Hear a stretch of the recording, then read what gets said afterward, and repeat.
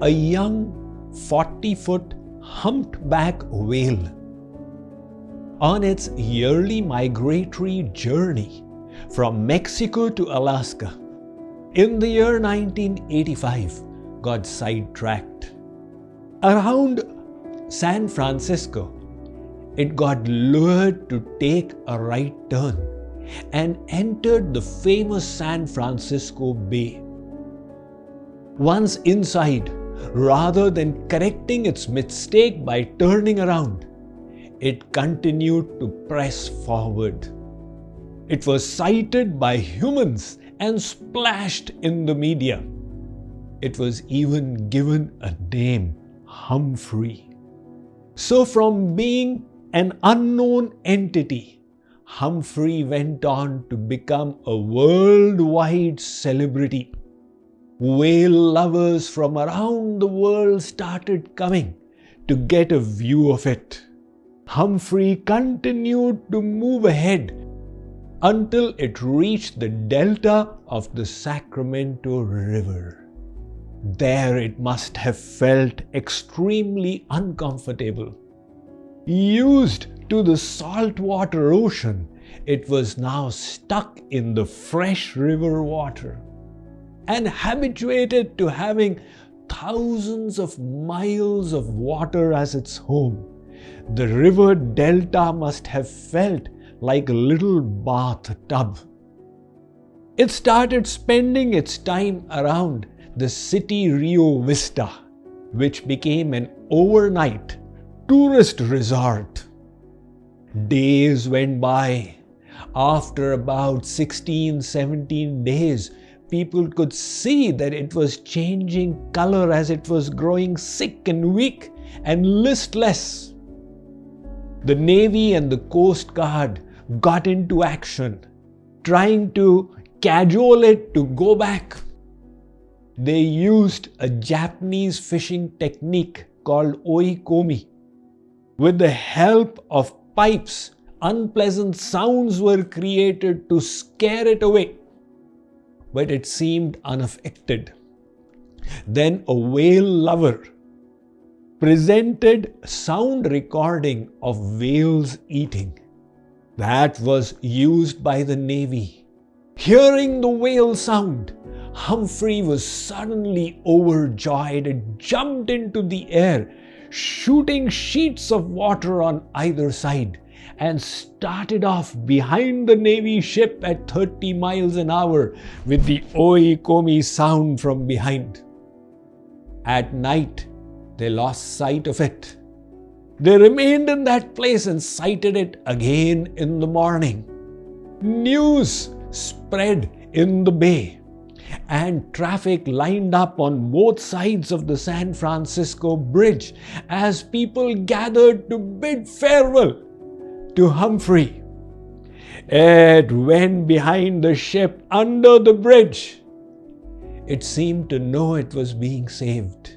And before entering the ocean, it leapt into the air, as if saying goodbye after its 25-day contact with civilization.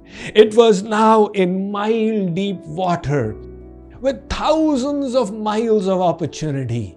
But its instinct must have told it, go north to your home in Alaska. The plight of Humphrey was astonishing. With the benefit of view from the top, human beings could have seen it was so easy for it to go back. But it felt so disconcerted. A saltwater creature stuck in a little fresh water. The Vedas tell us our plight is no different from that of Humphrey. We are divine souls, similar in quality to our source God. But in forgetfulness of our original nature, we have got stuck in the material conception. And the basis of our entanglement is this material mind, which works on the pleasure principle. It hankers for pleasure and is averse to pain. The problem is the only pleasure and pain that the untrained mind knows is the material one. The Vedas inform us the desire for pleasure is not wrong. The only problem is we are searching for it in the wrong direction, in the wrong place. The same instinct for pleasure can lead us to the ultimate fulfillment as well if we search rightly. Humphrey's animalistic instincts made it trapped in the bay. But the same instincts were utilized by the Navy to lead it out to freedom. Similarly, if we can understand that the pleasure we seek is not in mundane opulences in luxury, but in leading a life that is in sync with the highest purpose of our soul, we will find in that the fulfillment we have been seeking since endless lifetimes. In the journey of life, there are times when we seem to be surrounded by difficulties on all sides, when we seem to have hit a wall with no means for progress, when problems seem to hang over us like dark clouds with no ray of hope. When our life reaches such a junction point, what are the options before us?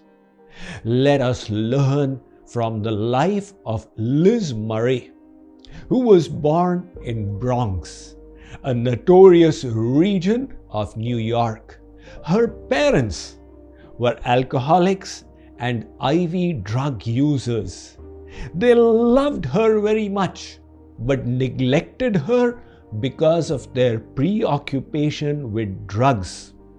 Liz recalls that she woke up one morning to find out her parents had sold her sister's winter coat to get money for the next fix. As a 9-year-old, she began working at a gas station, bagging groceries and getting tips to keep feeding herself and her sister. When she reached junior high school, it was the first time she realized it was not common for children to have parents who sat in the living room and injected drugs into their body. That was also the time when her mother's AIDS became acute and she had to drop out of school to take care of her. When Liz was 15 years old, her mother died and her father moved into a shelter. Liz was now homeless. She put two and two together. She connected the lifestyle that she had seen of her mother with the end that she reached and decided she would not let it happen to her. She took employment in sales where the only earning was through commission, but she excelled. She also took admission at the Humanities Preparatory Academy in Manhattan.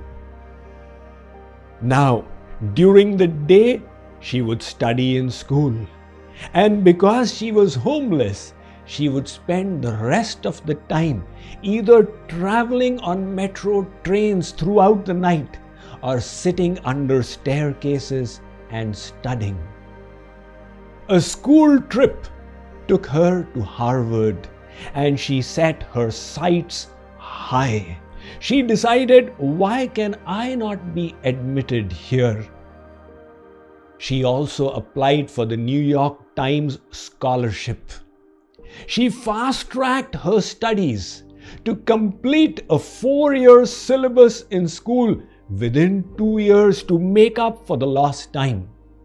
Her interview for Harvard and the New York Times scholarship fell on the same day.